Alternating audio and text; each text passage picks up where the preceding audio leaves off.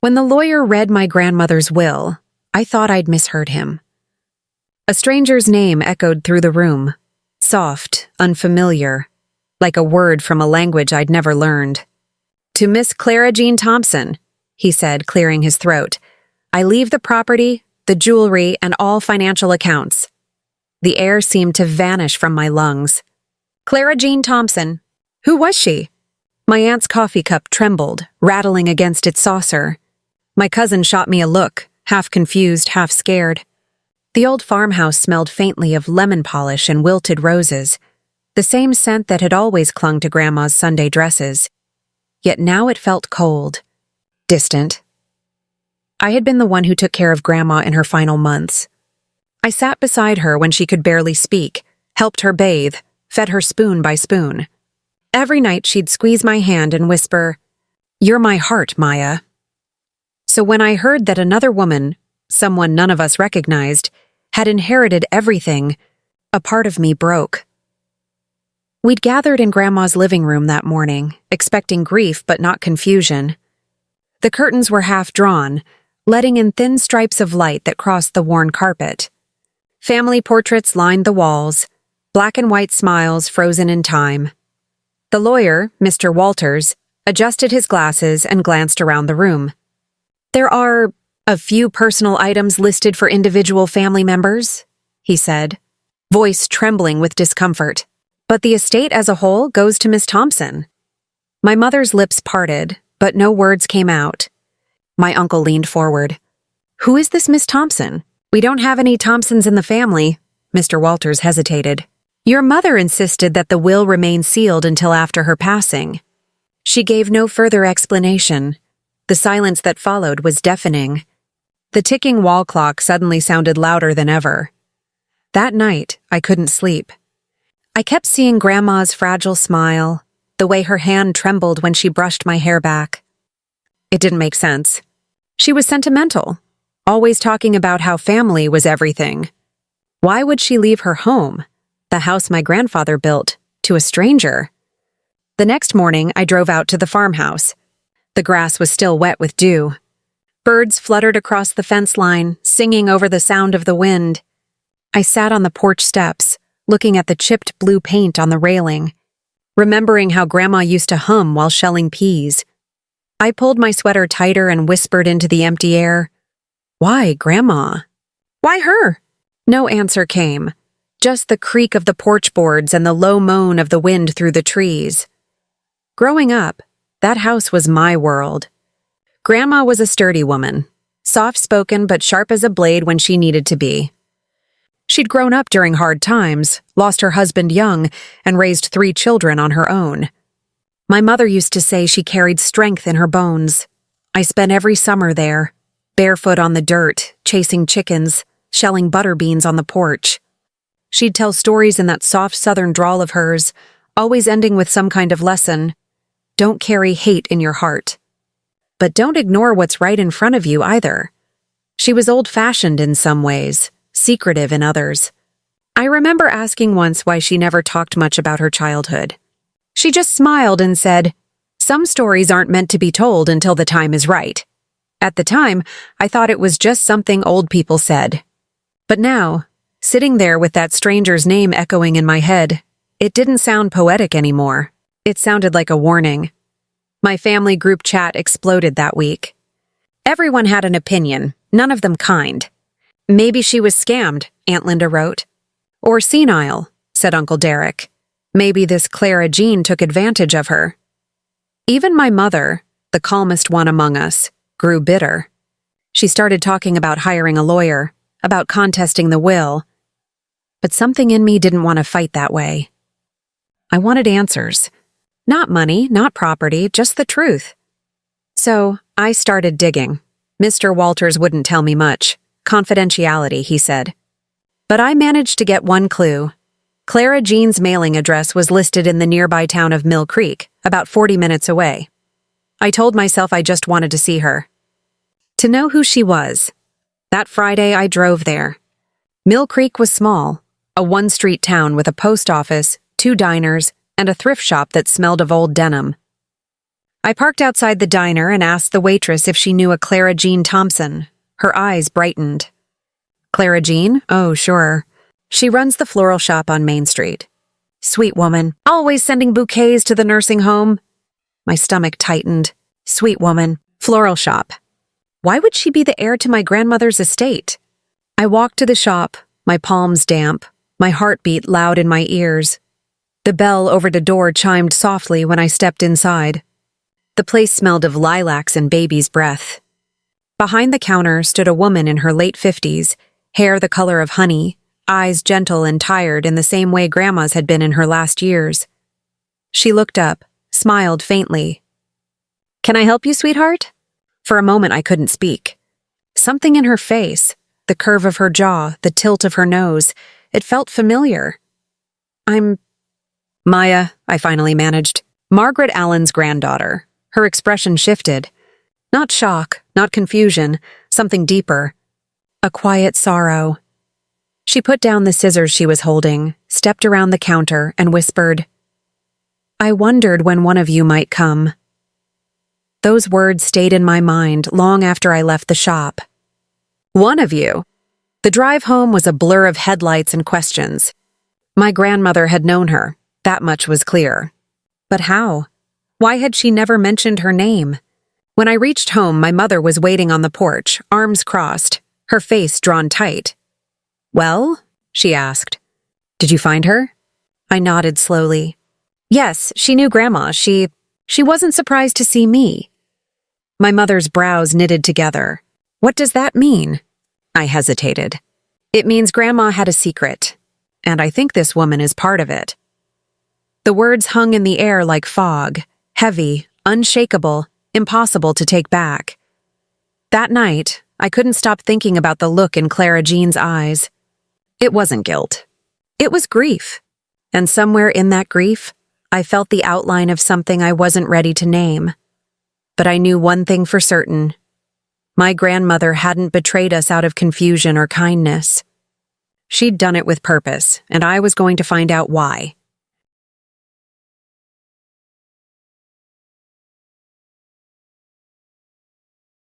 The next morning, I went back to Grandma's house. Not as her grieving granddaughter this time, but as a detective looking for the truth. I'd always thought I knew that place by heart.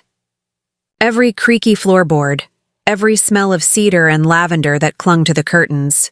But as I unlocked the door, a chill ran through me. The house felt different now, like it was holding its breath. The sunlight cut across the wooden floors, catching on the dust that had started to gather since the funeral. I stood there listening. The faint hum of the old refrigerator. The whisper of the wind against the window panes. It almost felt like she was still there, watching. I started with her writing desk, the one by the window where she kept all her letters and recipe books. The drawers were neatly arranged, just as she always kept them. Bills, address books, birthday cards from the grandkids. Nothing unusual. But when I pulled out the bottom drawer, I noticed something strange. A small envelope tucked behind a stack of old utility bills. It was yellowed with age, edges frayed. The handwriting on it wasn't hers. It said only, "For Margaret." My heart started beating faster. I slid my finger under the flap and opened it carefully. Inside was a folded photograph, black and white, creased down the middle. It was my grandmother, much younger, maybe in her 20s. She was standing beside a man I didn't recognize, tall, broad-shouldered, with a warm smile. But what caught my attention was the baby in her arms, a baby that wasn't my mother. I flipped the photo over. On the back, written in faded blue ink, were 3 words. Me and Clara, 1964. Clara. The name sent a shiver down my spine. That night, I laid the photograph on my nightstand and just stared at it. Grandma never told us about a baby named Clara. My mother was born in '68, 4 years after this picture was taken. So who was this child? I wanted to call my mother right away, but something told me not to. Not yet. I needed to be sure. Instead, I pulled out one of Grandma's old photo albums from the shelf. I turned each page slowly, tracing the edges of the plastic sleeves. There were pictures of birthdays, family picnics, Christmas mornings, but none before 1968. It was as if her life had started that year. Why would she erase her earlier years? The next day, I drove back to Mill Creek. The floral shop was quiet that morning.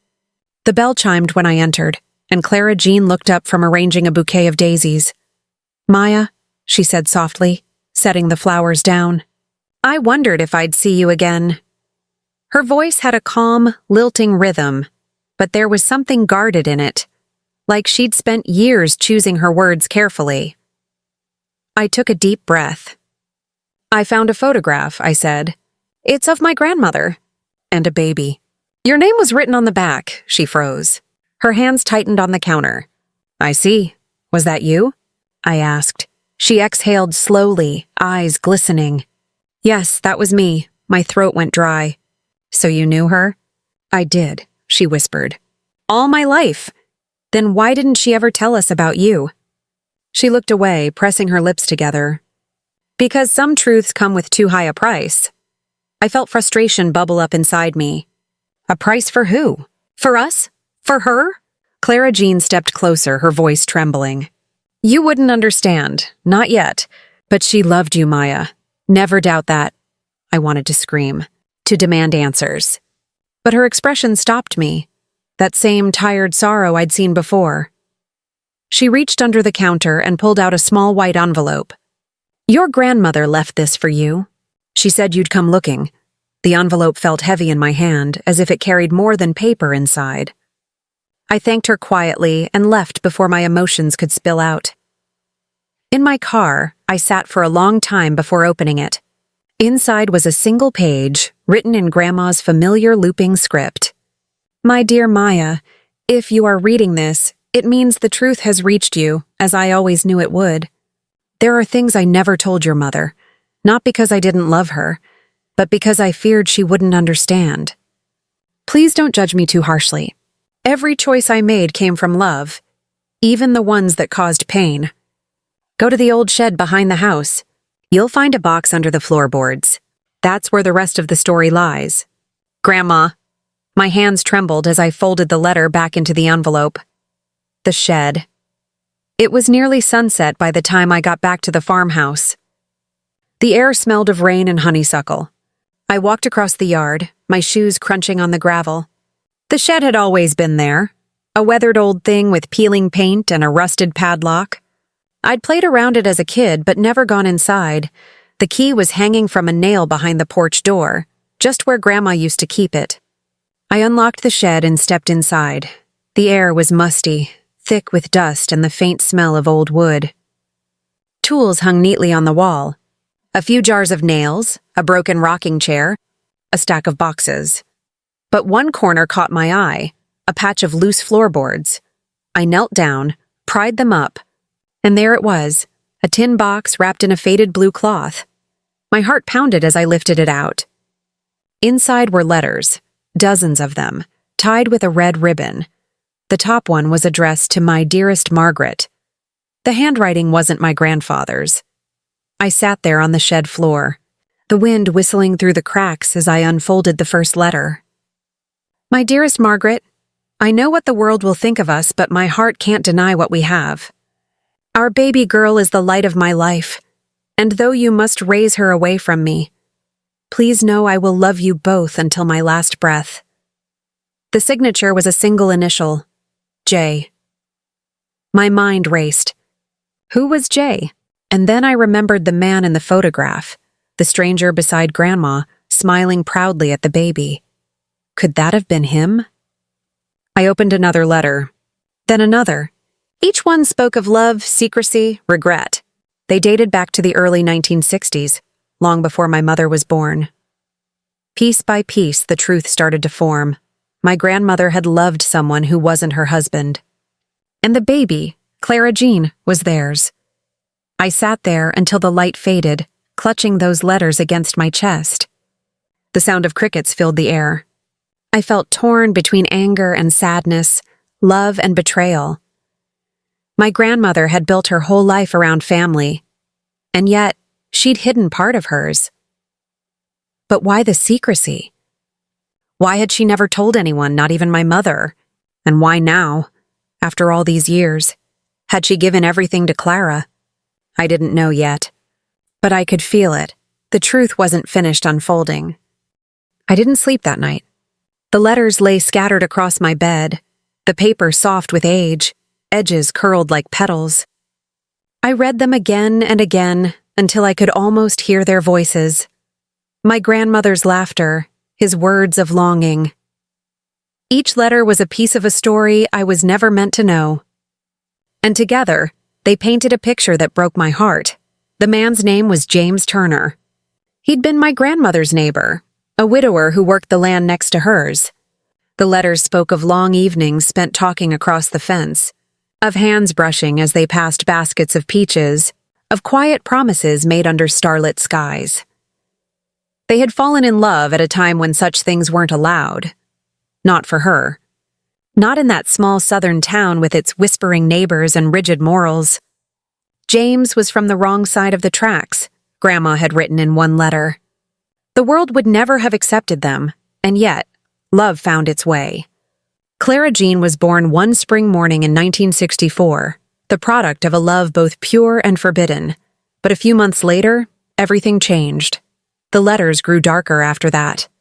One spoke of a terrible accident, a fire at the Turner farm that killed James's wife, and rumors that he and Grandma had been involved somehow.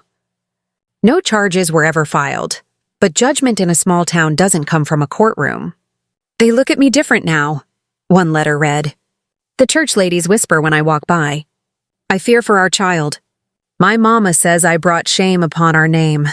And then the last letter, dated June 1965. "James is gone. They say he left town for good. I can't raise Clara here, not with these eyes watching me. I found a family in Mill Creek who will take her. They're good people. They'll love her as their own. God forgive me." The page was stained. I couldn't tell if it was rain or tears. I read it aloud, barely recognizing my own voice. My grandmother had given away her child. And all these years later, she'd given everything she owned to that child. To make it right. I felt sick, angry, betrayed. How could she have hidden something like that from us? From me? All those nights I sat by her bedside, thinking she told me everything. All those lessons about honesty, family, forgiveness. Had they just been words she used to comfort her own guilt? The truth burned inside me. I couldn't keep it to myself any longer. I grabbed the photo, the letters, the will, everything, and drove to my mother's house. Mom was in the kitchen when I arrived, folding laundry. She looked up, startled. "Maya, it's almost midnight. What's wrong?" I set the tin box on the table. "I found something in Grandma's shed," her brow furrowed. "What kind of something?" "Letters. From a man named James Turner. And pictures. Of Grandma and a baby. Clara Jean." The color drained from her face. "What are you talking about?" I pushed the photo toward her. "This baby, it's not you, Mom. It's someone else." She took the photo in shaking hands, staring at it as if she could make it disappear. "No, that can't be right." "It is," I said softly. "Clara's her daughter. Her first daughter." My mother sank into the chair, her lips trembling. For a long moment, she said nothing. Then she whispered, "So that's why." I frowned. "Why what?" She looked up at me, eyes glistening. "Why she never talked about the years before your grandfather. I always thought it was because she was ashamed of being poor. But this..." She shook her head slowly. "This is something else." We sat there in silence. The clock ticked. Somewhere outside, a dog barked. Finally, Mom spoke again, her voice quieter. "She always told me she lost someone once, someone she could never forgive herself for." I thought she meant her husband. "She meant Clara," I said. Mom nodded, tears sliding down her cheeks. All this time, she carried that. And we never knew. I reached for her hand. "She didn't mean to hurt us, Mom. She was just trying to make peace, in her own way." My mother squeezed my hand tightly, but I could feel the storm beneath her calm. "Peace," she said bitterly. "And now she's left her home, her land, to the daughter she abandoned. How do you make peace with that?" I didn't have an answer. The next day, Mom insisted on coming with me to Mill Creek. We drove in silence, both lost in thought. The floral shop looked smaller in the daylight, soft music playing from a radio inside. Clara Jean was arranging lilies in a vase when we walked in. When she saw us, she froze. Mom's voice trembled. "You're my mother's daughter, aren't you?" Clara nodded slowly. "Yes, ma'am. I didn't mean for it to happen this way." Mom's eyes welled up, a mixture of pain and awe. "I have a sister." "I suppose you do," Clara said gently. There was a pause, long, heavy, sacred. Clara stepped out from behind the counter. "Your mother. She came to see me once. Years ago. I was maybe 20. She didn't tell me who she was, but I knew. I saw it in her eyes." Mom covered her mouth, gasping. She saw you?" "She did," Clara said softly. "She stood outside the shop and watched me work. When I looked up, she smiled, just once, and walked away." I never saw her again. Years blurred my vision. I pictured Grandma, older, frailer, standing quietly outside that shop window, looking in at the daughter she'd never held again. She'd carried that secret all her life. And when the end came, she tried to put things right the only way she knew how, by giving her everything she had left. For a long time, none of us spoke. The three of us stood there, bound by blood and loss and a love that had been buried for half a century. Finally, Mom whispered, "She was always so strong. I never imagined she could be afraid of anything." "She wasn't afraid," Clara said quietly. "She was protecting you," Mom frowned. "Protecting me from what?" "From the kind of judgment she endured. From gossip. From shame. From growing up with the kind of eyes that never let you forget your mistakes." Her words hung heavy in the air, and in that moment, I saw it clearly. My grandmother's strength, her silence, her guilt. She had made an impossible choice in a time when women weren't allowed to be human, only perfect. She chose to hide her pain so her other children could live free from it. We talked for hours that day. About Grandma's laughter, her cooking, her stubbornness, about how she kept both families alive in different ways. One through presence, one through memory. When we finally left, the sun was setting over Mill Creek, painting the sky in amber and rose. I glanced back at the shop window where Clara stood watching us go. For the first time, I didn't see a stranger. I saw family. That night, as I sat on the porch of Grandma's house, I finally understood something. She hadn't left us behind. She had finally brought us together. The will, the house, the inheritance. It wasn't a betrayal. It was her confession. Her way of saying, "I'm sorry. I love you both. Be one family now." And for the first time since the funeral, I felt peace settle over me, soft and steady, like the sound of the wind through the trees. The week after we met Clara Jean, the whole town seemed smaller. Whispers moved faster than the wind, the kind that start in grocery aisles and end at church pews. Someone must have seen us at the floral shop. Because by Sunday morning, people were already talking. "Did you hear?" Mrs. Hargrove said behind me in the bakery line. "Margaret Allen's granddaughter's been seen with that Thompson woman from Mill Creek. Word is, she's kin." I pretended not to hear, kept my head down. But inside, my stomach twisted. For the first time, I understood why Grandma had kept her silence all those years. In this town, secrets weren't buried. They were preserved, like old fruit jars in a cellar. Everyone liked to peek at them, but no one wanted to clean them out. That afternoon, Mom called a family meeting at the farmhouse. Aunt Linda, Uncle Derek, my cousins, everyone came, curiosity written all over their faces. When we told them the truth, there was silence. Then came the disbelief. Then the anger. Aunt Linda slammed her palm on the table. "You're telling me Mama had another child? That she lied to us our whole lives?" Mom's voice was steady, but her hands trembled. "She didn't lie. She protected us. Things were different then? Different?" Uncle Derek barked. "She gave her child away, and now that woman gets everything she owned. That's not protection, and that's betrayal. I felt my chest tighten. It wasn't betrayal, I said softly. It was guilt. Grandma couldn't undo the past, so she tried to make it right before she left. Uncle Derek shook his head. Well, she picked a fine time to do it. The room filled with murmurs, hurt, confusion, pride. And through it all, I realized how deeply each of us carried our own version of Grandma, the mother, the matriarch, the saint. And now, that picture was broken. That night, I walked out to the garden, Grandma's garden, where the earth still smelled of mint and rain. Fireflies floated in the dark, blinking like tiny memories. I knelt down and touched the soil, still warm from the day's sun. You did the best you could, didn't you? I whispered.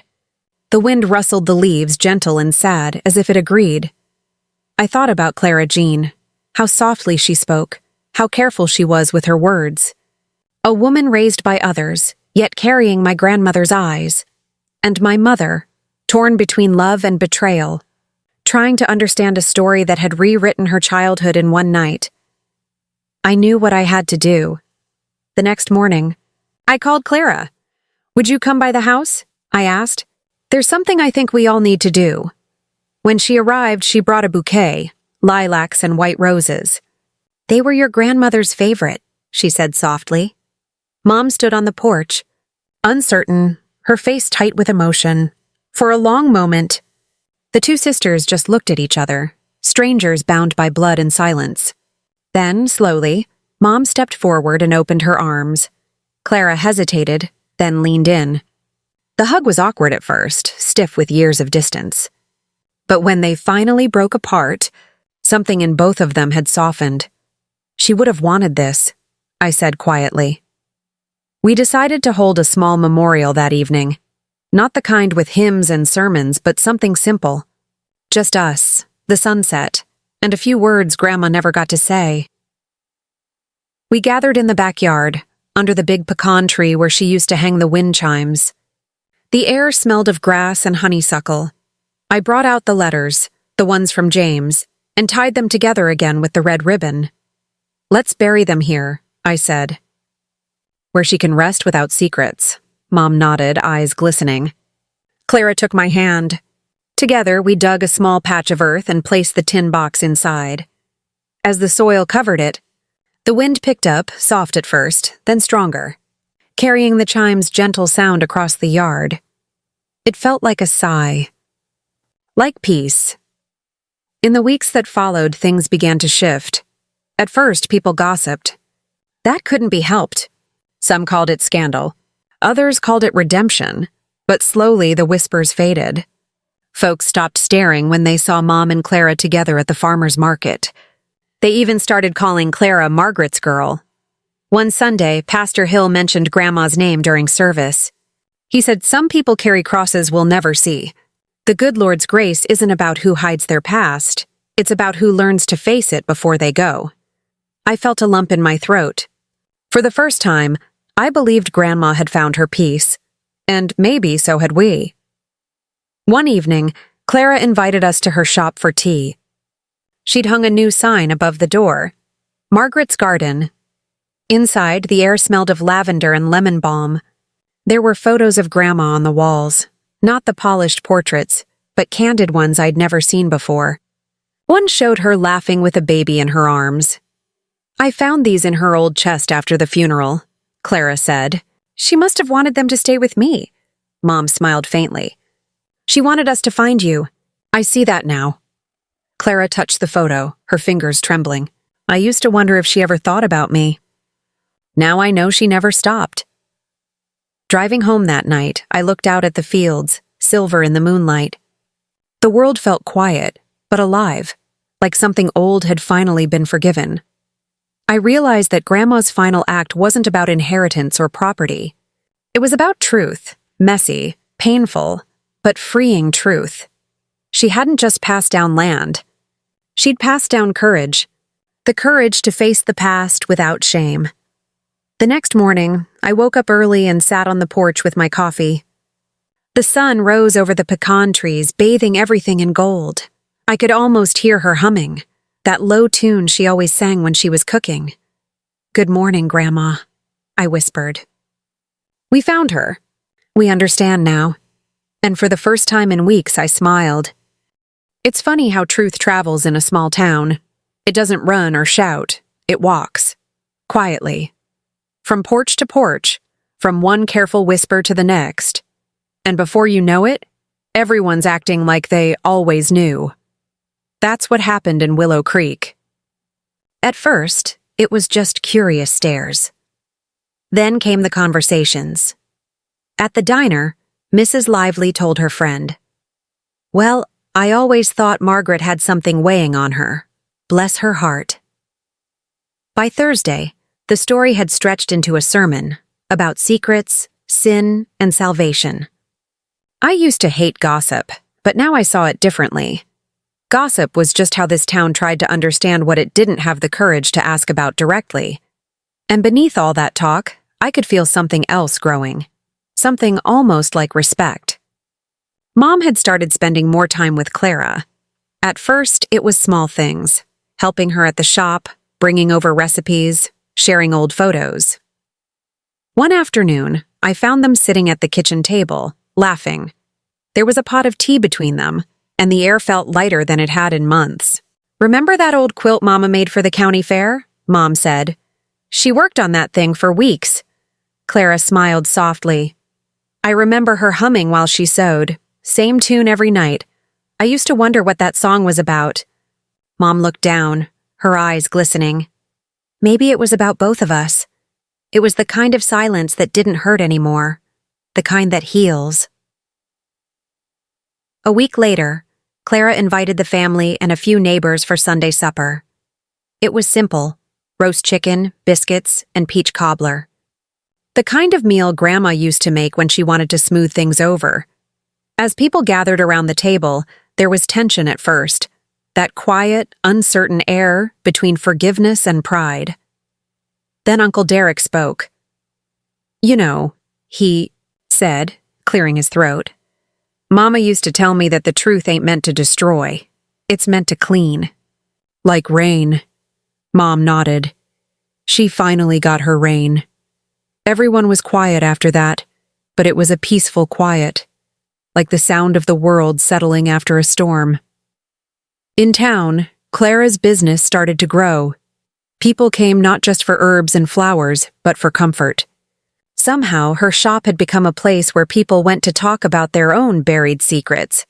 Broken families, old regrets, hidden shames. She never judged anyone. She just listened, the same way Grandma used to. Sometimes I'd sit in the corner and watch her work. The way she arranged flowers felt like storytelling, soft, deliberate, forgiving. It reminded me of something Grandma once said.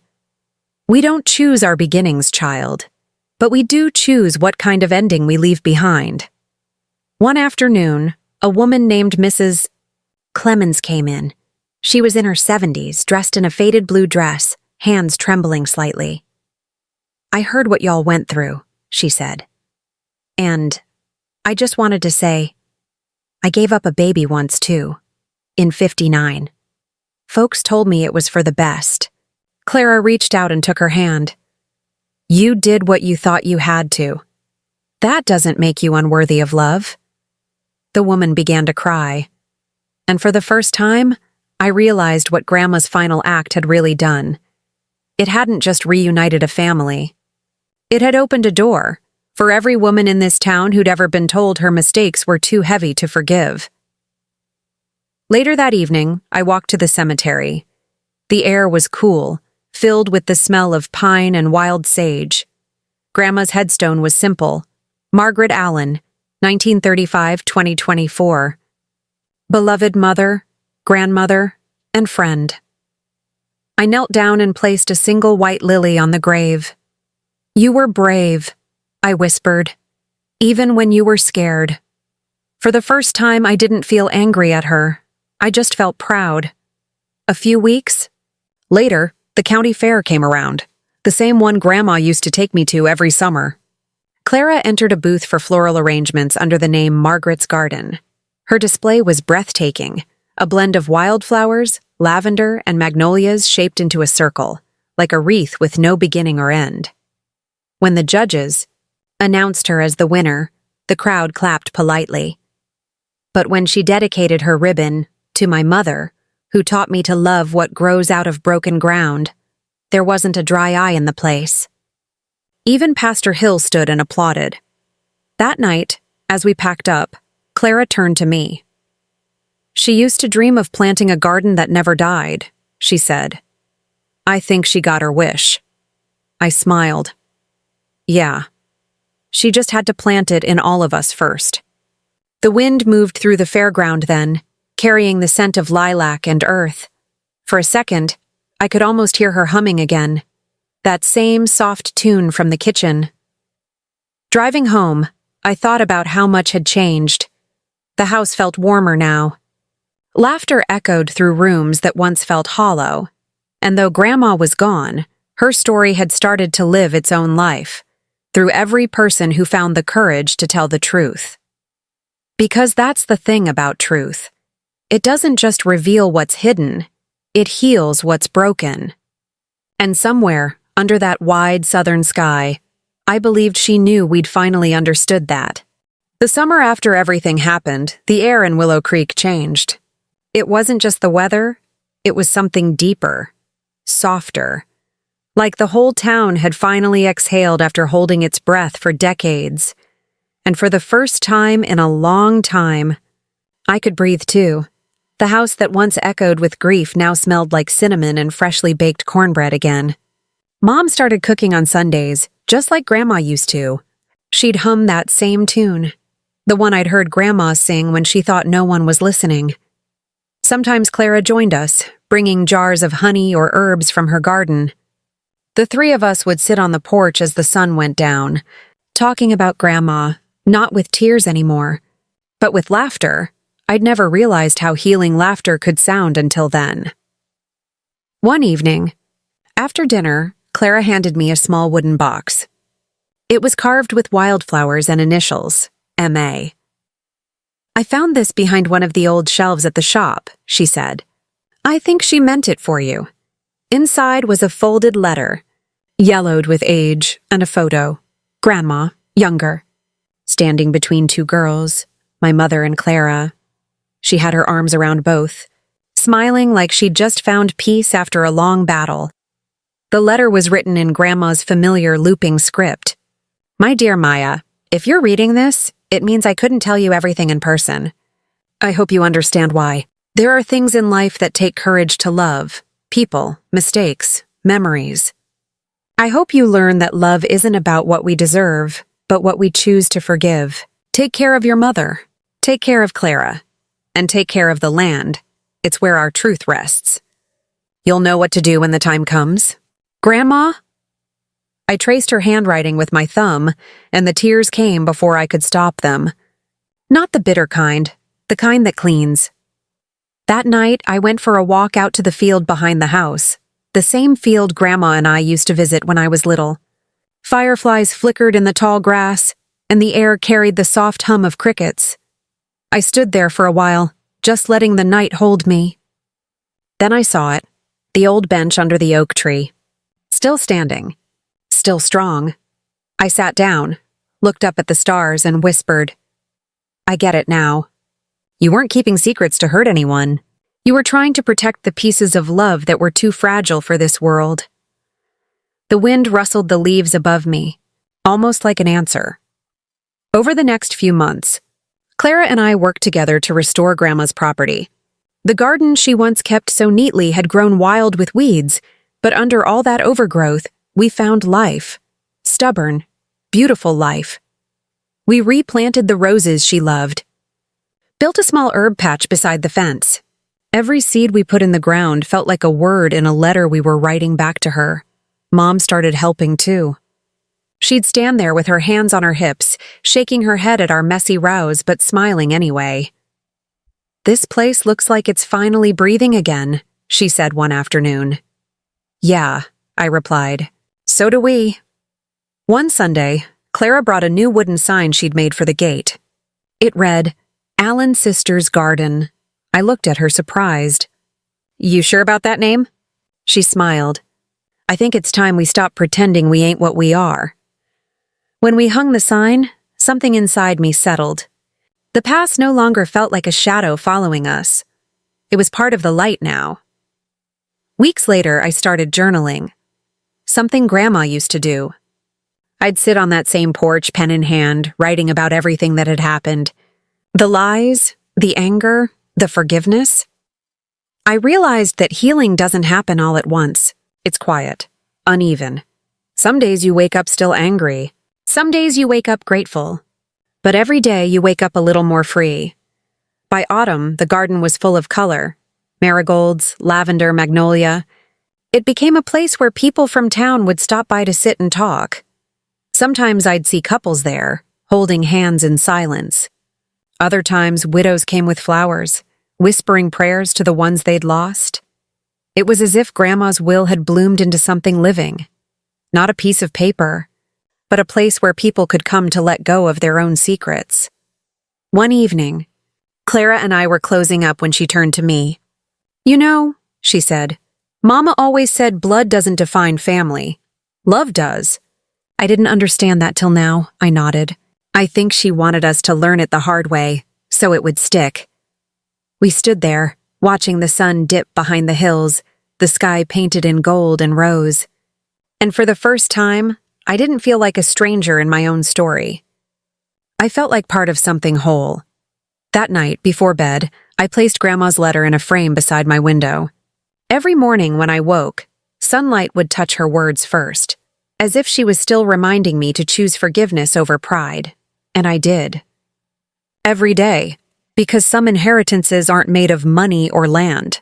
Some are made of courage, the courage to face the truth and still choose love anyway. You know, sometimes I still dream of Grandma's kitchen, the soft hum of her song, the clinking of her teacup, the way the afternoon light would spill across her hands when she reached for mine. In those dreams, she doesn't say much. She just looks at me, that quiet kind of look that says, "You understand now." And I do. I understand that love isn't about keeping the past buried. It's about finding the courage to face it and still choose grace. I understand that sometimes the people we think betrayed us are the ones who carried the hardest truth alone. And I understand that healing doesn't mean forgetting. It means forgiving in a way that lets you breathe again. Grandma didn't leave me riches or jewels. She left me something much heavier, a legacy of truth. And even though it hurt to carry, it shaped me into someone stronger. These days, when I walk through that garden and see the flowers she planted, the same ones Clara and I now tend, I feel her all around me. In the soil, in the wind, in the laughter between us. It's strange how the very thing that broke a family once can be the same thing that binds it back together. Truth. So if you're listening to this right now, maybe holding on to a secret that's been sitting heavy in your chest, I want you to remember this. Hiding pain doesn't protect love. It just pauses it. But when you tell the truth, even if your voice trembles, you give love a place to grow again. Grandma's will might have surprised us, but it was never about money. It was her last story, one about forgiveness, courage, and family that refuses to stay broken. And if she could speak to us now, I think she'd say, "Tell the truth, even when it costs you, because peace is always worth the price." Would you have forgiven her if you were me? Would you have chosen love over pride, even after finding out the truth? Tell me in the comments. And if this story touched your heart, don't forget to subscribe and share it. Because somewhere out there, someone might be holding on to their own secret, waiting to be set free. Thank you for listening.